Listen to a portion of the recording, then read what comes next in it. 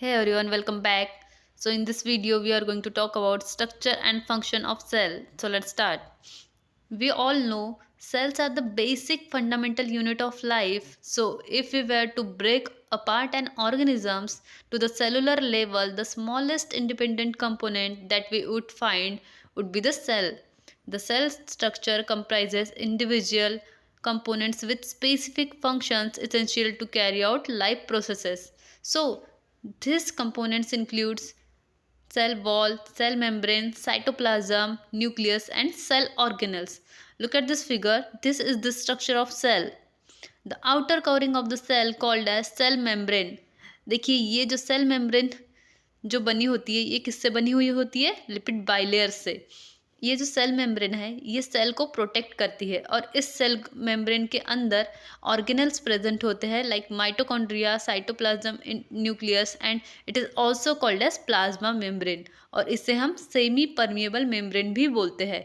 Semi permeable membrane means ऐसी membrane जो कुछ ही मॉलिक्यूल्स को पास करती है सेल के अंदर या सेल के अंदर लाइक आयंस। ओके,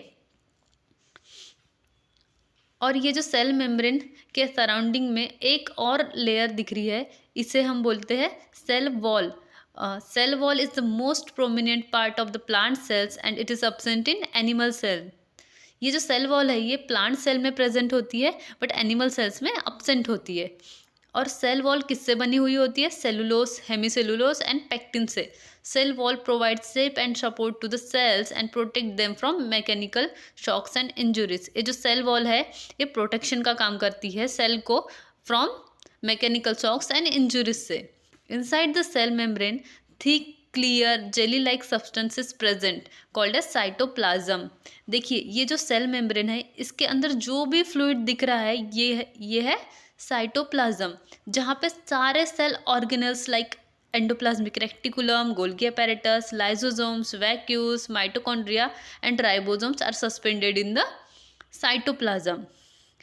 तो देखिए ये जो सेल के ऑलमोस्ट सेंटर में जो प्रेजेंट है ये है न्यूक्लियस एंड न्यूक्लियस के अंदर एक छोटी सी बॉडी प्रेजेंट होती है जिसे हम बोलते हैं न्यूक्लियोलस। ये जो दिख रही है ये जो राउंड शेप में ये है न्यूक्लियोलस।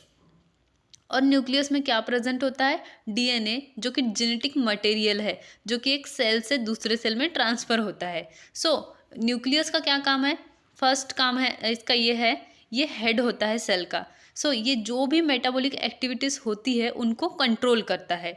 प्लस इसमें जो न्यूक्लियोलस प्रेजेंट होती है, जो छोटी सी बॉडी, न्यूक्लियोलस का काम क्या है?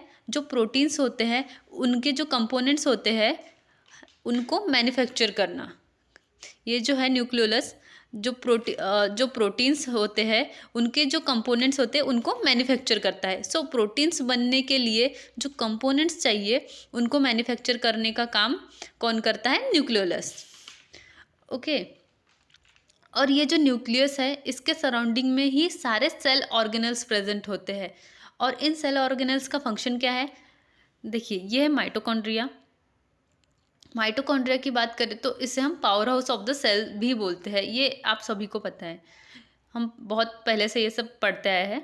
क्योंकि जो भी एनर्जी सेल को चाहिए मेटाबॉलिक एक्टिविटीज़ परफॉर्म करने के लिए वो एनर्जी कहाँ से आती है? माइटोकॉन्ड्रिया से। सो माइटोकॉन्ड्रिया में क्या प्रेजेंट होता है? ATP, that is adenosine triphosphate, जो कि एनर्जी है। सो जो भी एनर्जी सेल को चाहिए मेटाबॉलिक एक्टिविटीज़ के लिए वो मिलती है माइटोकॉन्ड्रिया से, इसीलिए हम इसे बोलते हैं power house of the cell. Okay, then है endoplasmic reticulum. So endoplasmic reticulum जो है न्यूक्लियस की मेम्ब्रेन से अटैच होता है।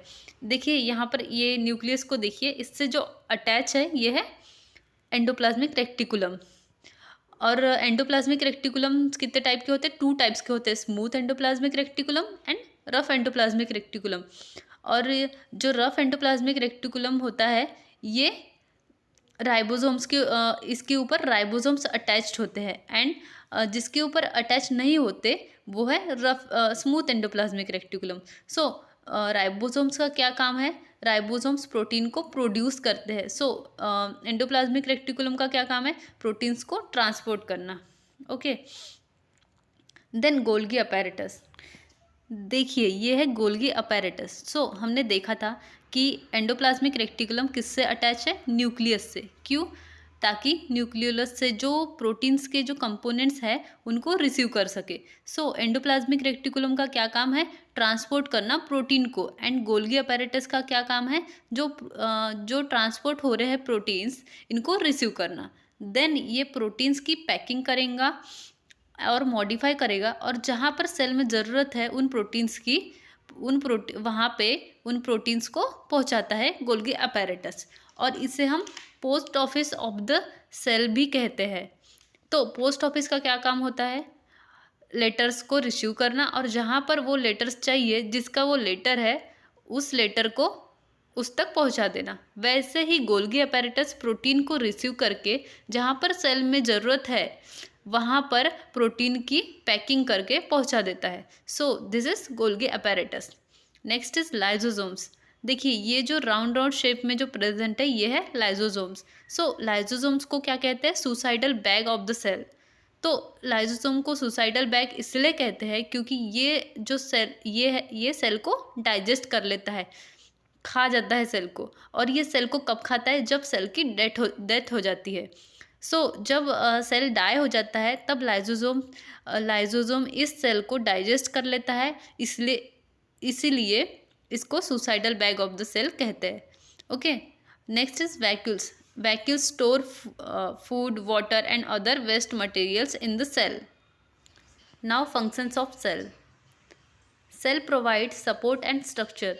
सो स्ट्रक्चरल सपोर्ट सेल प्रोवाइड करता है।